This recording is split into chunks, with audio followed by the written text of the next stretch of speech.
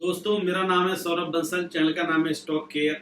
आप इस चैनल को सब्सक्राइब कीजिए क्योंकि और वीडियोस बनाने के लिए बहुत बड़ा मोटिवेशन मिलता है। मैं आज आपसे बात करूंगा प्राइस टू अर्निंग रेशियो की, जिसको पी रेशियो भी कहा जाता है। क्योंकि अगर आप फंडामेंटल्स देखने में यकीन करते हो और लॉन्ग पोजीशन लेना चाहते हो, काफी टाइम तक होल्ड करना चाहते हो, तो पी रेशियो आपको जरूर देखना चाहिए। पी रेशियो का मतलब होता है कि कंपनी अगर ₹1 प्रॉफिट कमाती है तो उसके लिए आप कंपनी को कितना पैसा देने के लिए तैयार हो। That is called the PE ratio, price to earning ratio. मैं इसको प्रैक्टिकली निकाल के भी दिखाऊंगा और कुछ शेयर्स के इसमें पी रेशियो क्या चल रही है ये भी दिखाऊंगा, और ये भी बताऊंगा कितना पी रेशियो सेफ माना जाता है। तो प्राइस टू अर्निंग रेशियो का एक फॉर्मूला होता है जो साइड में आपको सब कुछ दिखाई दे रहा है जैसे मैं बोल रहा हूँ। उस फॉर्मूले को कहा जाता है करंट शेयर प्राइस, और उसको डिवाइड करते हैं अर्निंग पर शेयर से। जो इस समय किसी भी शेयर का करंट प्राइस चल रहा है उसको डिवाइड करते हैं अर्निंग पर शेयर से। और अर्निंग पर शेयर कैसे निकाली जाती है? कंपनी का जो भी अर्निंग होती है एक साल की, उसको टोटल नंबर ऑफ शेयर से अगर आप डिवाइड करते हो, अगर कंपनी की टोटल अर्निंग को आप नंबर ऑफ शेयर से डिवाइड करते हो तो अर्निंग पर शेयर निकल के आती है। और शेयर के करंट प्राइस को अगर आप अर्निंग पर शेयर से डिवाइड करते हो तो पी रेशियो निकल के आता है। इस तरीके से समझो तो आपको मेरी बात समझ में आएगी कि अगर कंपनी की एक साल की अर्निंग 1 लाख रुपए की है और कंपनी ने 10,000 शेयर्स के लिए इशू किया हुआ है। बहुत इजी एग्जांपल से समझते हैं, इससे कि हर किसी को समझ में आ जाएगा। कंपनी की एक साल की जो इनकम होती है वो होती है, अर्निंग कह सकते हैं, 1 लाख रुपए की होती है। और टोटल नंबर ऑफ शेयर्स जो कंपनी ने इशू करे हुए हैं वो आपके 10,000 है। 1 लाख को 10,000 रुपए से डिवाइड करते हैं तो 10 रुपए निकल के आता है। ये हो गया अर्निंग पर शेयर। इस समय शेयर का प्राइस सपोज चल रहा है 120 रुपए। शेयर का प्राइस चल रहा है 120 रुपए और अर्निंग पर शेयर है आपकी इस समय 10 रुपए निकल के आती है। तो 120 रुपए को अगर आप 10 से डिवाइड करते हो तो निकल के आता है 12। तो अगर कंपनी 1 रुपए कमाए तो आप इतना पैसा देने को तैयार हो। तो जो 120 रुपए इस समय शेयर का प्राइस चल रहा है उसको अर्निंग पर शेयर से डिवाइड कर दो, उसको 10 से डिवाइड कर दो तो 12 रुपए निकल के आ जाए। इसका मतलब ये हो गया कि कंपनी अगर 1 रुपया प्रॉफिट कमा रही है उसके लिए आप कंपनी को 12 रुपए देने के लिए तैयार। तो ये इन्वेस्टर्स का कंपनी पर भरोसा होता है, इसलिए इसकी बहुत ज्यादा मान्यता है। ये मैं किसी बुक में पढ़ रहा था, सुपरस्टार इंडिकेटर माना जाता है। अगर आप किसी कंपनी में एक लॉन्ग टर्म के लिए पोजीशन लेना चाहते हो, बहुत लंबे टाइम तक के लिए पैसा लगाना चाहते हो, तो जनरली लोग पी रेशो को जरूर देखते हैं। अब पी रेशो, जैसे कि मैं बहुत अच्छे बुक्स पढ़ता रहता हूँ, तो कुछ ऑथर्स ने अपनी बुक्स में लिखा है कि पी रेशो अगर 25 या 30 से नीचे होता है तभी हम उस कंपनी के शेयर खरीदते हैं। इससे ऊपर होता है तो उस कंपनी में हम इन्वेस्ट करते ही नहीं। इसका क्या मतलब हो गया?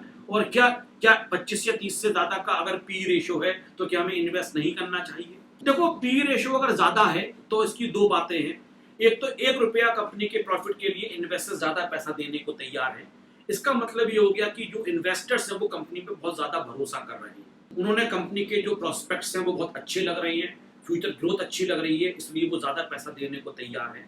और ये भी पॉसिबल है कि कंपनी का जो शेयर है वो ओवर वैल्यूड। कंपनी का शेयर ओवर वैल्यूड होने का मतलब हो गया कि जो सही वास्तविक प्राइस होना चाहिए उससे बहुत ज्यादा शेयर का प्राइस चल रहा है।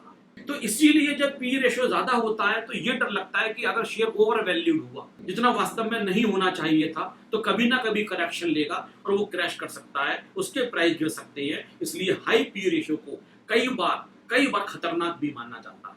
हालांकि बहुत अच्छी कंपनी है, रिजल्ट्स अच्छे आ रहे हैं और फ्यूचर प्रॉस्पेक्ट्स अच्छे लग रहे हैं तो कुछ लोग लगा भी देते हैं। बट जनरली अगर पी रेशियो बहुत ज्यादा होता है तो वो ये माना जाता है कि शेयर ओवर वैल्यूड है और उसको खतरनाक माना जाता है। पी रेशियो अगर कम होता है, 25 या 30 से कम है, तो इसके भी दो मतलब निकल के आते हैं। पहला मतलब तो ये कि लोगों को ऐसा लगता है कि कंपनी के फ्यूचर प्रॉस्पेक्ट्स बहुत अच्छा नहीं है, लोगों को कंपनी से बहुत ज्यादा उम्मीद नहीं है। लेकिन एक ये भी पॉसिबल है कि उस कंपनी का शेयर अंडर वैल्यूड है। और अगर कंपनी का शेयर अंडर वैल्यूड है, कंपनी की बाकी सब चीजें अच्छी हैं, बैलेंस शीट में आप जो भी देख रहे हो, डेट इक्विटी रेशियो देख रहे हो और 50 तरीके की और भी कैलकुलेशंस होती हैं, रेशियोज होती हैं, वो सारे सही हैं, बट पी रेशियो कम है, इसका एक मतलब ये निकल के आता है कि शेयर अंडर वैल्यूड है।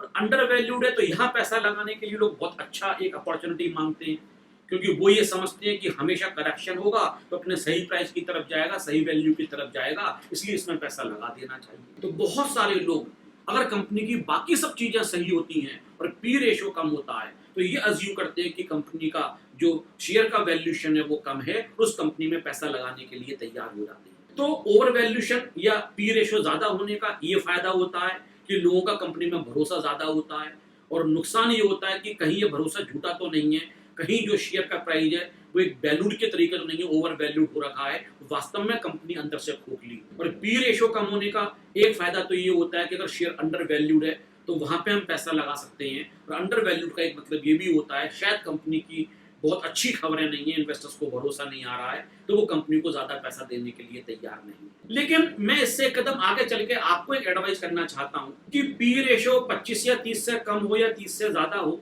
इसमें एक बात और भी देखनी चाहिए कि उसी सेक्टर की जो बाकी इंडस्ट्रीज है, बाकी कंपनीज है, उनका पी रेशियो कितना चल रहा है। एक बात मैं और बता दूं कि पी रेशियो डिफरेंट सेक्टर में आप कंपैरिजन नहीं कर सकते। नेचुरली कुछ सेक्टर्स का पी रेशियो ज्यादा रहता है, कुछ का कम रहता है। तो आप किसी आईटी सेक्टर की कंपनी का अगर पी रेशियो और फार्मा सेक्टर के पी रेशियो से कंपैरिजन करते हो और ये डिसाइड करते हो कि अंडर वैल्यूड है या ओवर वैल्यूड है, this is not the right strategy. अगर फार्मा कंपनी को आप लेते हो तो फार्मा सेक्टर का एक एवरेज पी रेशियो देखो कितना चल रहा है, और अगर उतना पी रेशियो उस कंपनी का चल रहा है तो इसका मतलब प्राइस बहुत ज्यादा अंडर वैल्यूड या ओवर वैल्यूड नहीं। और अगर फार्मा कंपनी के अलावा आईटी सेक्टर की कंपनी देखते हो या फिर किसी और सेक्टर की कंपनी देखते हो तो वहां ही पे जो और कंपनी जो उनके पी रेशियो से आपको कंपैरिजन करना चाहिए, तब आपको डिसीजन लेना चाहिए कि जो शेयर है वो ओवर वैल्यूड है या अंडर वैल्यूड है। और इसके साथ साथ में एक एडवाइस और भी करता हूं, हमेशा हिस्टोरिकल पी रेशियो को भी देखना चाहिए। तो 10 साल का जो हिस्टोरिक पी रेशियो चल रहा है कंपनी का, और उस पर एक बार आप नजर मार लोगे तब भी आपको ये काफी हद तक आइडिया मिल जाएगा कि जो इस समय करंट पी रेशियो है वो शेयर की वैल्यू को ओवर वैल्यूड या अंडर वैल्यूड तो नहीं बता रहा है। ओवर वैल्यूड से जनरली दूर रहना चाहिए, और अंडर वैल्यूड अगर बाकी सारी बातें ठीक हैं तो पैसा लगाने के लिए अच्छी अपॉर्चुनिटी हो सकती है। तो ये जो 25 और 30 वाली बात मैंने कई बुक्स में पढ़ी है कि कुछ लोग 25-30 से ज्यादा अगर पी रेशियो तो ओवर वैल्यूड मान के दूर रहते हैं। मैं स्ट्रिक्टली तो उसको फॉलो करने के लिए नहीं कहूंगा, लेकिन कम से कम मैं ये कहूंगा कि हिस्टोरिकल पी रेशियो उसी सेक्टर की बाकी पी रेशियो के मुकाबले अगर पी रेशियो बहुत ज्यादा चल रहा है तो उस कंपनी से दूर रहा जा सकता है। तो मैं इससे मैं कुछ कंपनीज के आपको पी रेशियो दिखाना चाहूंगा, क्योंकि हर जितने भी आप ऐप देखते हो, जिस ब्रोकर के साथ भी आपका अकाउंट है, उसने जो आपको अपना चार्ट दिया हुआ है उसके साथ डिटेल्स दे रखी होती है, फाइनेंशियल दे रखे होते हैं, वहाँ पे पी रेशियो दे रखा होता है। देखिए दोस्तों, ये ट्रेडिंग व्यू एप्लीकेशन है और मैं यहाँ पे कुछ कंपनीज के आपको दिखाता हूँ। जैसे HDFC बैंक का जो पी रेशियो होगा, तो मैंने HDFC को सिलेक्ट किया और उसके नीचे सारी इन्फॉर्मेशन इसकी आती हैं। तो इस इन्फॉर्मेशन को जो हम देखते हैं तो जो की स्टेट्स हैं, नेक्स्ट अर्निंग रिपोर्ट्स वगैरह सब दे रखी हैं, और इसको थोड़ा सा एक्सपेंड करते हैं तो देखो दे रखा है प्राइस टू अर्निंग रेशियो। तो ये TTM का मतलब होता है ट्रेलिंग 12 मंथ्स, पिछले जो 12 मंथ्स है उसके बेस पे ये पी रेशियो निकाला गया है, और 20.95 दे रखा है। एक बहुत ही अच्छा एक पी रेशियो माना जाएगा जो 20-22 के आसपास होता है। और कंपनी वैसे भी HDFC अच्छी कंपनी मानी जाती है, सेफ है, इसलिए बहुत सारे लोग इस कंपनी में भरोसा रखते हैं और इसमें पैसा लगा के अच्छा पैसा कमाते भी। मैं और कंपनी के भी दिखाता हूँ। मैं बैंकिंग सेक्टर का ही कोई दूसरा बैंक लेता हूँ, मैं एक्सिस बैंक का आपको पी रेशियो दिखाता हूँ। तो मैंने एक्सिस बैंक के लिए सिलेक्ट किया और देखो यहाँ पे इसके ये फंडामेंटल्स दे रखे हैं। तो 11.94 पी रेशियो दे रखा है, और 20 या 30 से नीचे का जो पी रेशियो होता है वो हमेशा अच्छा माना जाता है। तो ये अच्छी कंपनी है, वेल एस्टेब्लिश कंपनी है। लेकिन एक दो के मैं पी रेशियो आपको और दिखाना चाहूँगा। मैं जोमेटो का खास तौर से दिखाना चाहूँगा। देखो जी, इटर्नल लिमिटेड, जिसका पहले नाम जोमेटो हुआ करता था, आपको साइन दिखाई दे रहा होगा, जोमेटो का बना हुआ है। और देखिए इसका जो पी रेशियो है वो 925 रुपीज 99 पैसा, 926 रुपये पी रेशियो चल रहा है। आप समझो कंपनी 1 रुपये प्रॉफिट कमाती है, इसके लिए शेयर होल्डर्स 926 रुपये देने के लिए तैयार है। हाईली ओवर वैल्यूड है, बहुत ओवर वैल्यूड है।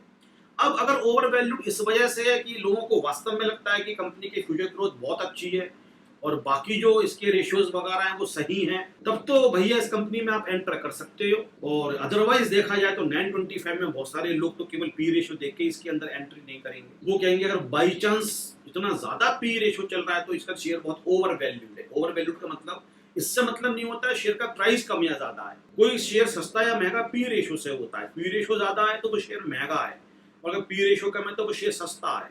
चाहे 10,000 रुपए का शेयर हो, अगर पी रेशियो कम है तो उसको सस्ता बोला जाएगा, और अगर 1,000 रुपए के शेयर का पी रेशियो बहुत ज्यादा है तो बहुत महंगा बोला जाएगा। जोमेटो का शेयर 304 रुपए का है और सोचो पी रेशियो इसका 926 रुपए चल रहा है। तो कुछ लोग जो बहुत ही ज्यादा अपने प्रिंसिपल्स पे स्टिक रहते हैं वो ऐसे रिस्क नहीं लेते हैं, दूर रहते हैं।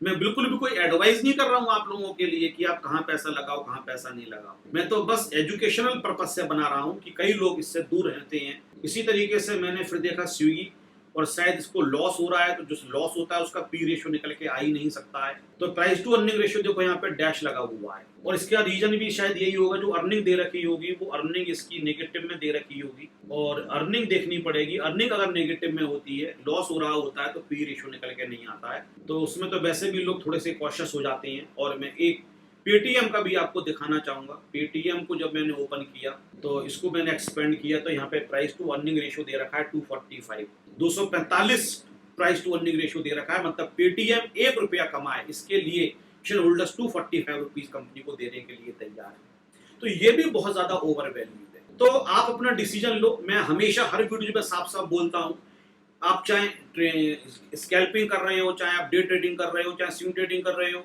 या फिर अभी मैं आपके लॉन्ग टर्म इन्वेस्टमेंट्स की बात कर रहा हूं, क्योंकि पी रेशियो तो लॉन्ग टर्म इन्वेस्टमेंट्स के पर्पस से ज्यादा देखा जाता है। केवल एक चीज पर भरोसा मत करना, पी रेशियो जरूर देखना चाहिए और आपको अपना माइंड मेकअप करने में हेल्प मिलेगी। अगर शेयर बहुत ओवर वैल्यूड है तो आपको और ज्यादा कॉशियस हो जाना चाहिए, लेकिन तब भी मैं ये बोलूंगा 3-4 जगह से कंफर्म कर लो, उसी के बाद किसी कंपनी के अंदर आपको एंट्री लेनी चाहिए। तो दोस्तों, अगर ये वीडियो आपको अच्छी लगी है तो उसको लाइक कीजिए, शेयर कीजिए, और इस चैनल को सब्सक्राइब तो करना ही करना है, ये तो हमने पहले ही बात कर रखी थी। Have a nice day. Thank you very much.